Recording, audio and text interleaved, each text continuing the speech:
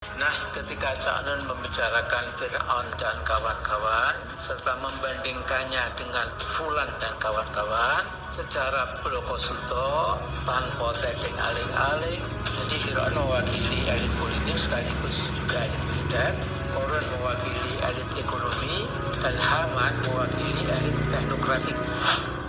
Presiden Joko Widodo telah tiba di RSUP Dr. Sarjito Yogyakarta untuk menjenguk MH Ainun Najib atau Cak Nun.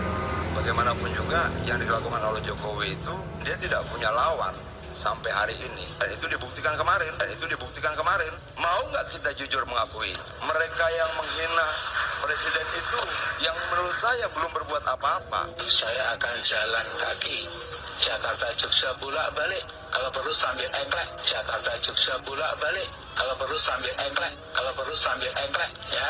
Rakyat akan melihat bagaimana kemudian Jokowi sebagai presiden yang paling sering dihina oleh orang itu ternyata mampu kemudian menjaga Indonesia tetap kondusif. Itu juga sebuah nilai tersendiri buat Jokowi. Belum tentu misalnya kemudian ketika dia digantikan akan mampu seperti itu. Ketika kemudian orang menjaga. Assalamualaikum warahmatullahi wabarakatuh. Salam jumpa bersama penjaga kabar kuburan. Jumpa lagi dalam video yang perlu saya sampaikan di sini untuk kembali mengingatkan bahwa gerakan-gerakan anti pemerintah untuk melengsarkan Jokowi sebelum tiba waktunya terkait erat hubungannya dengan apa yang selama ini digerakkan oleh Bahar Smith sebagai kepanjangan tangan kanannya Habib Rizik untuk mengglorifikasi munculnya imam besar umat Islam yang akan dimanfaatkan untuk melengsarkan Presiden Jokowi.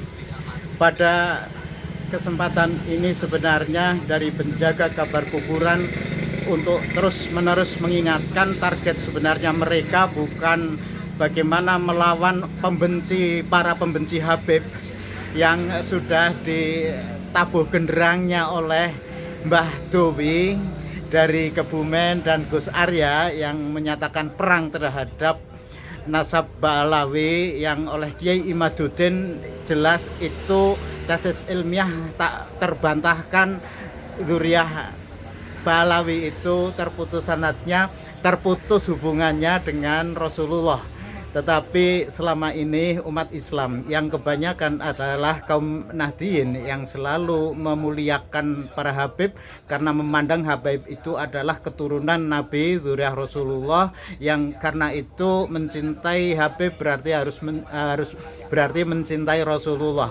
Doktrin yang selama ini mereka manfaatkan untuk mengeruk sebesar-besarnya keuntungan materi, sehingga sekarang dari Ba'alawi berusaha sekuat tenaga untuk menunjukkan bahwa mereka betul dzurriyyah Rasulullah yang sah, sedangkan kesalahan mereka itu bagaimana mengerdilkan dzurriyyah Wali Songo yang dikatakan oleh Bahar Smith itu terputus nasabnya karena berbagai alasan yang memacu dan memicu para dzurriyyah Wali Songo itu untuk bangkit, dan itulah yang sebenarnya sekarang terjadi, melibatkan Ketua Umum PBNU Gus Holil Yahya Stakuf yang itu menjadi tidak produktif dan seakan kita terjebak kepada kepentingan antara perdebatan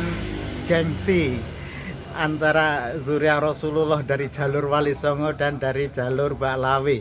Sebenarnya bukan itu inti masalah sebenarnya, karena inti masalah sebenarnya kasus ini mencuat pada saat para pengikut Bahar Smith dan pengikut Rizik Syihab itu ditugasi untuk mempersekusi Mbah Dowi, di tempat lain juga mempersekusi Gus Fuad Pleret. Itu yang harus kita lihat, jangan terjebak kepada apa yang disebut dengan pertarungan nasab. Bukan pada soal nasab.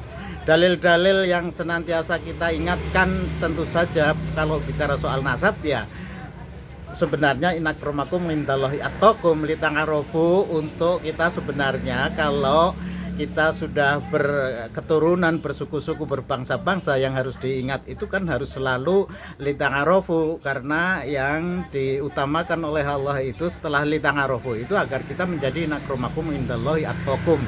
Bukan itu yang harus kita perbincangkan saat sekarang. Dan kalau Kiai Nur Ihya sudah menyampaikan, sudah saatnya kita pada semester kedua soal nasab itu pembuktian melalui tes DNA, karena pada video sebelumnya saya sudah menyampaikan tes DNA itu dalilnya tentu saja adalah mawaddah warohmah. Mawaddah warohmah yang antara suami istri berjodoh-jodohan itu akan menghasilkan mawaddah warohmah yang bagi orang-orang dan kaum yang mau berpikir, dalam mawaddah warohmah itu banyak ayat-ayat Allah yang membuktikan kemahakuasaan Allah menjaga nasab seseorang bisa terdeteksi dengan tes DNA. Itu dalil bagaimana mawaddah warohmah itu akan menghasilkan hasil tes DNA itu untuk membuktikan seseorang itu betul masih keturunan Rasulullah atau bukan. Dan yang harus diyakini lagi dengan hasil-hasil ilmu pengetahuan itu dihasilkan oleh kaum yang mau berpikir dan orang yang mau taat kepada prinsip-prinsip kehidupan di alam dunia ini, di alam raya ini. Karena itulah yang itu harus sudah kita lewati, kita memasuki semester berikutnya.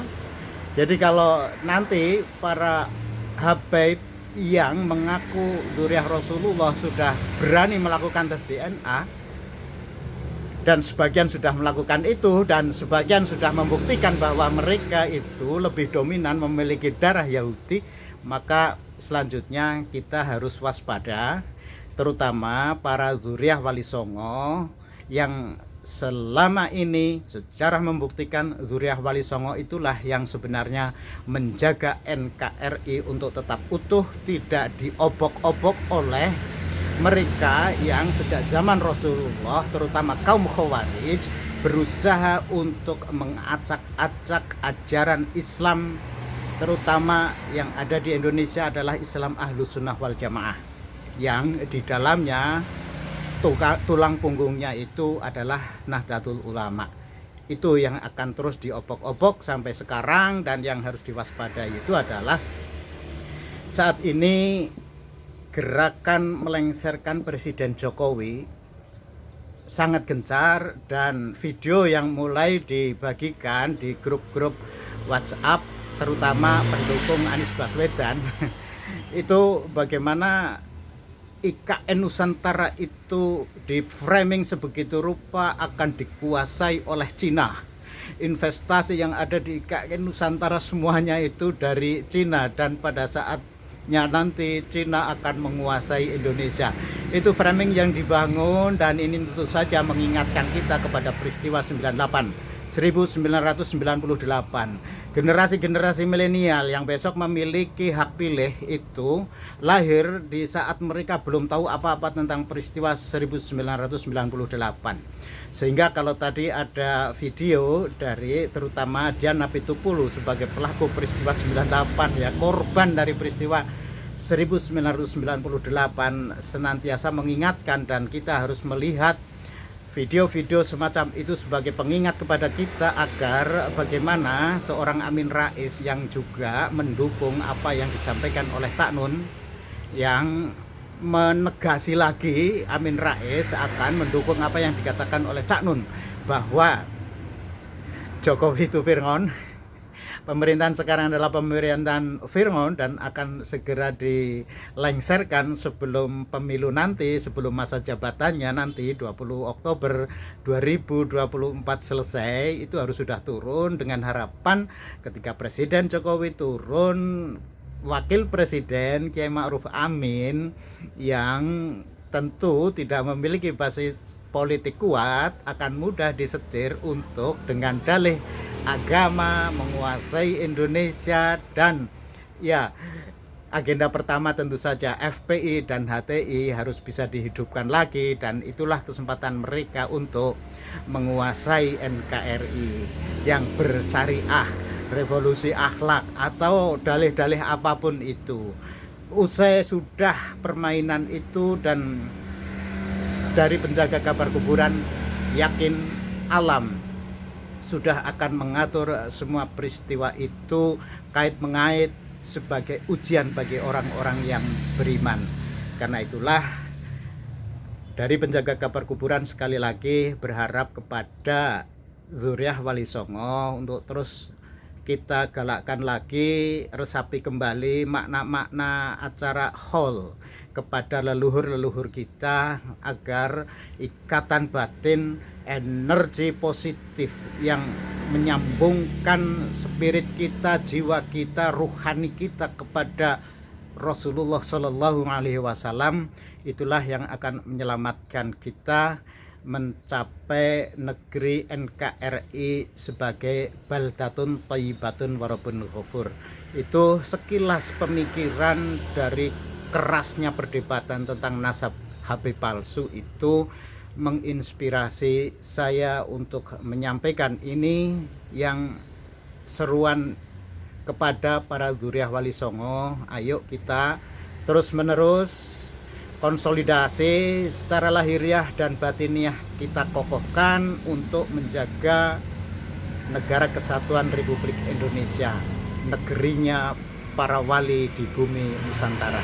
Demikian dari penjaga kabar kuburan. Wassalamualaikum warahmatullahi wabarakatuh.